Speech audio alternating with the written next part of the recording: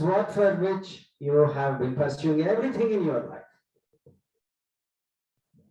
And let this knowledge be transcended without the Triphuti being the knower and the knowledge and the known. Then you are transcended as that jnana without even having the sense that you are the knower and that there is some knowledge to be known, and thus you transcend yourself. And very quickly I'll put you through a couple of things. A wonderful, a divine message that Radha has been sending out to all of us. And that knowledge has to be lived. Any knowledge, unless it is lived, it is futile. Otherwise, even any knowledge without even having the darshan is futile.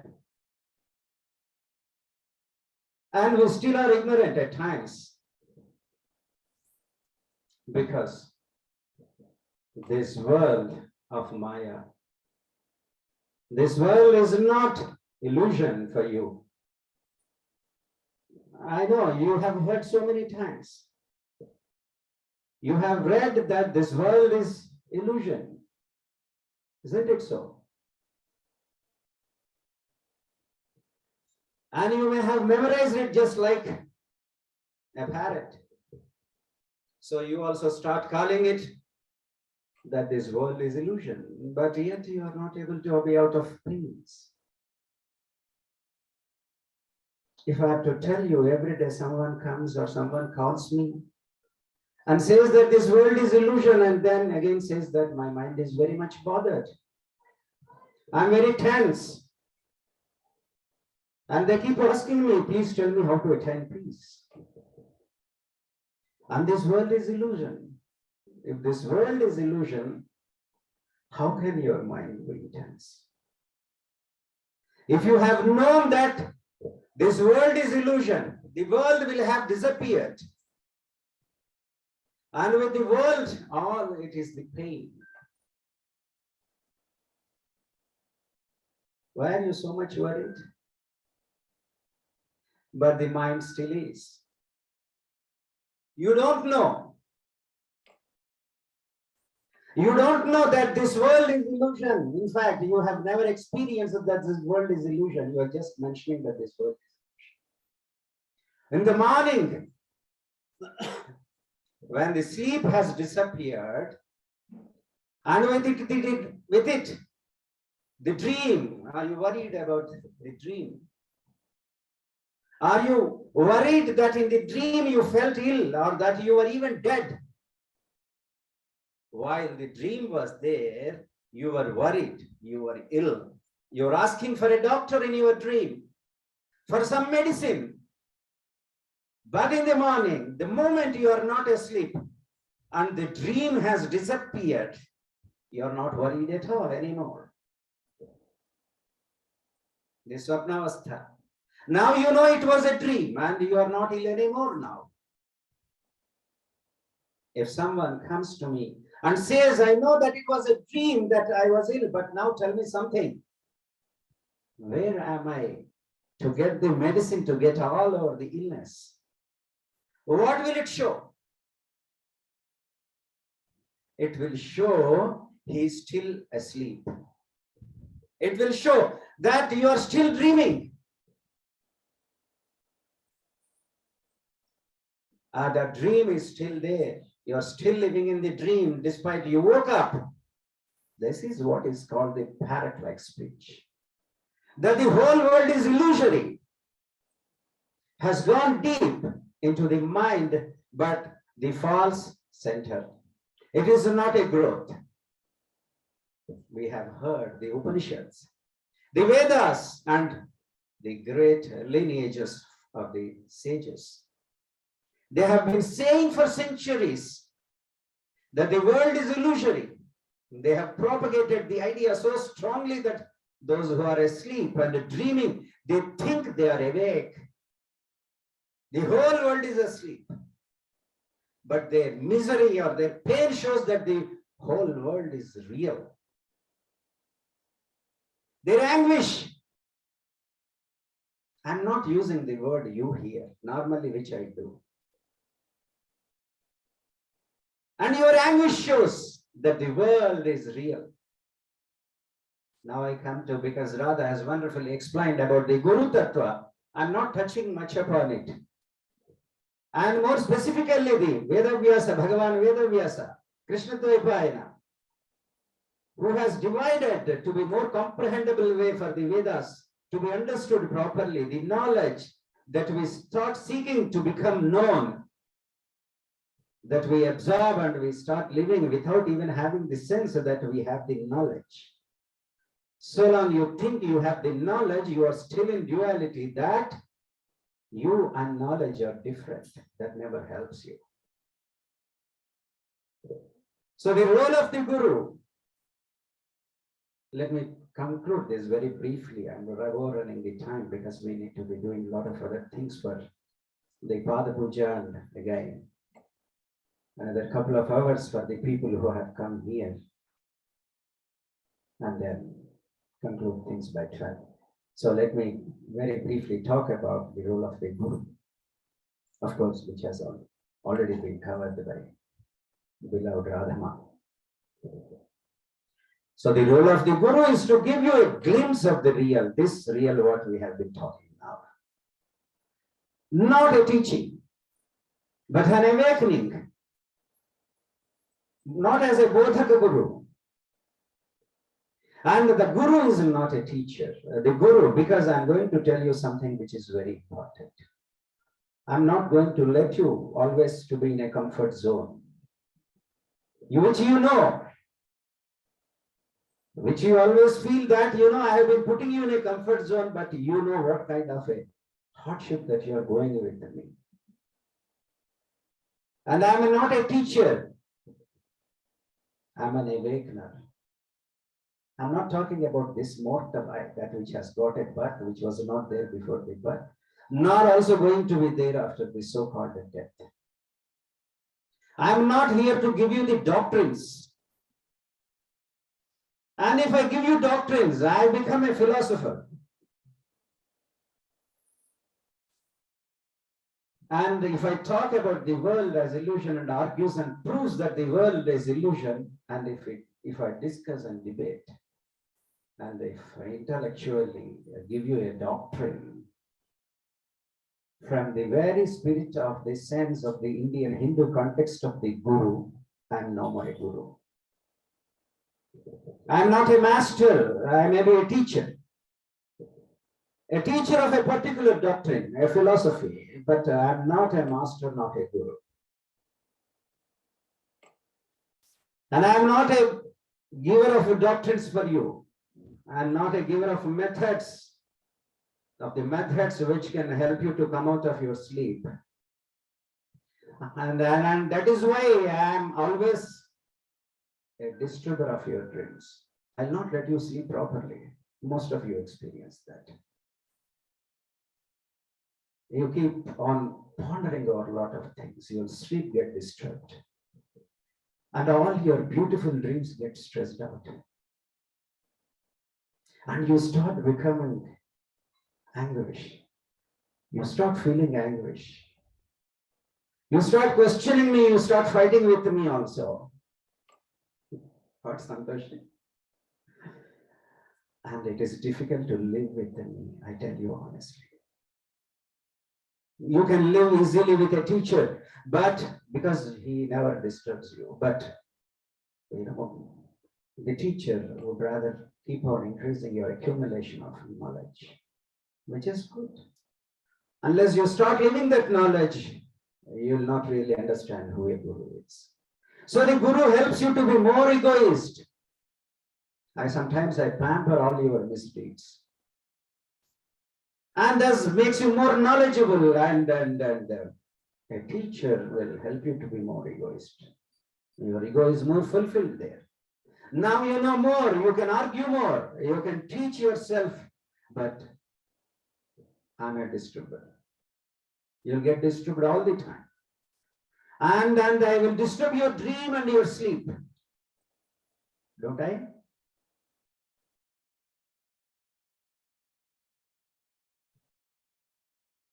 Santoshi. I don't want to take names, but anyway. And then when I'm disturbing your sleep, you may have been dreaming a very beautiful dream. You may have been on a trip, a beautiful trip, and I'll disturb it. And you'll get angry. And I tell you one more thing very quickly, that I'm always in danger from you all. You don't know that. Any moment you can kill me, because I have always been disturbing you. And that is what is my work is all about. And I cannot help you to be yourself. You know why?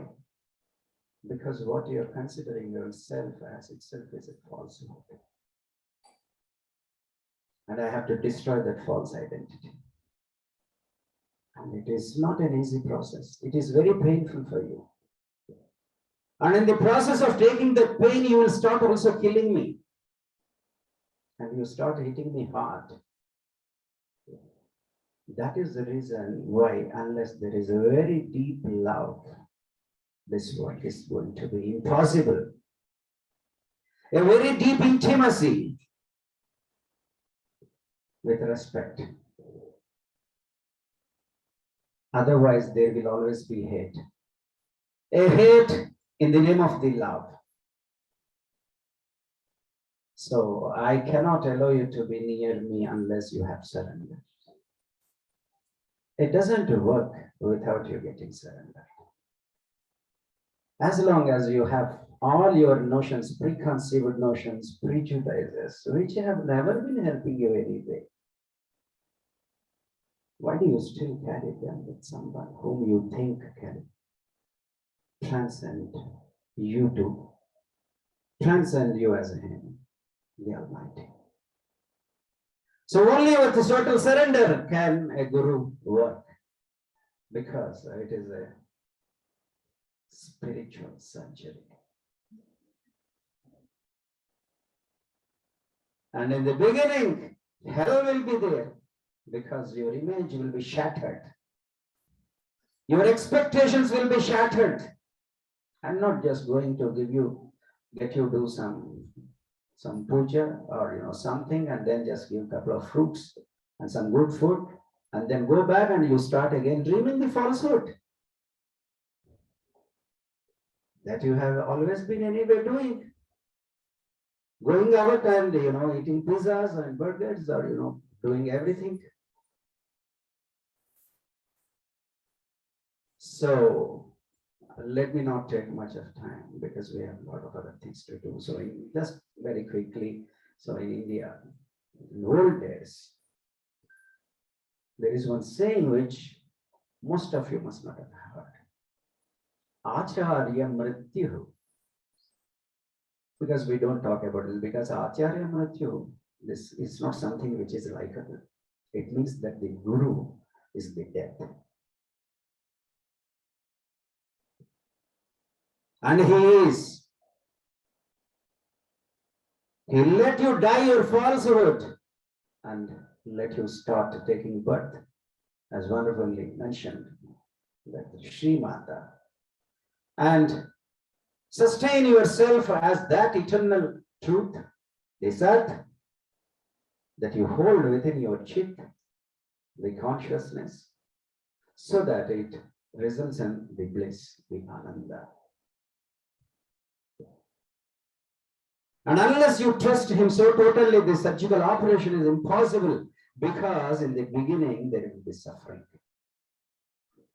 There is no anesthesia here. Your anguish will start coming up. All your suppressed hells are revealed. And only if you start trusting, and if you have deep trust in the Guru, who is nothing but yourself. I am the reflection of the chit within you. Since you are not able to catch hold of the chit, because of the mask of this mind, intellect, and the dump of the memories and experiences, you are not able to get out of the pains of this world. So remember the Guru's work, his role is to make you aware of your falsity, and because of your false center, your world is false. The world is not really illusory, it is just not Maya, and it is Maya because your eyes are illusory. They are dream-filled. And you project your dreams all around, and the reality is falsified. And the same world will become real when your eyes are real. When the false center is broken and you are again rooted in your real center, in your being, the world becomes what? Nirvana. So now we'll see very quickly, know that when I talk as Guru, don't look at him as something, as a person here, and because a Guru is not aware of his Guruship, he will never carry a sense of Guruship. He's just into his beingness, that's it. Like a son, he never thinks that, in the sky that he needs to come and I need to radiate, and in the morning, in the certain time zone, I have to come. No, he just what he is, that's all. So a Guru cannot claim to be a Guru because I'm getting certain times some certain people keep talking that, that I'm Guru, please come, I'm going to teach you something kind of things. But remember the fundamental qualification of the Sat Guru, as Radha keeps mentioning, the Sat, the Guru of the truth, is that he never has the sense of a Guru within himself. And he cannot claim to be a Guru, because if he does so, then he's not the real one. And to realize the ultimate truth, the one must give up his ego. Otherwise, he is no more into the truth. When he is no more into the truth, he is no more a Guru in the spirit of the Dharma that we are into. Not the Guru Tattva that Westerners have propagated, but the very essence and the spirit of the Guru Tattva is nothing but the Sat. It is not a person, but the Sat is the Shakti that is to be held within our Chit, the consciousness. And as you sustain that always, then you are the Guru. And a Guru always, from an external perspective, keeps looking at you to become that. That is what the Samaveda Mahavakya says, that thou art that Tattvamasi. So with that, it is already 9:10. We have to do a lot of things for other things. So very quickly, just because people here would like to have a switch off cases. Oh, sorry, fan.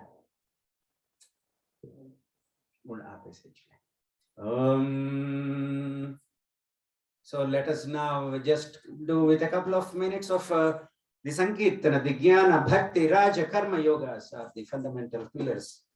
So everything goes differently for the causes and effects of everyone individually. So now with that, we are just going to give Aarti for this thing. Om Jai Jagadish. Om Sri Guru Saranam Mama, Satguru Saranam Mama, Shri Guru Saranam Mama, Satguru Saranam Mama, Shri Guru Saranam Mama, Satguru Saranam Mama, Shri Guru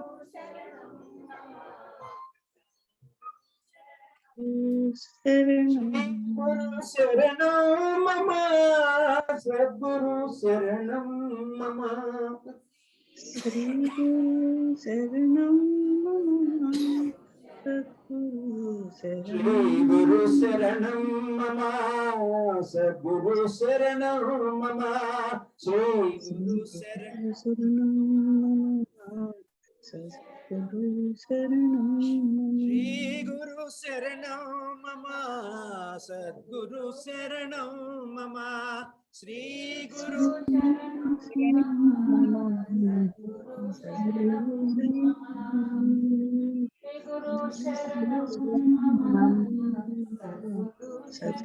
Saranam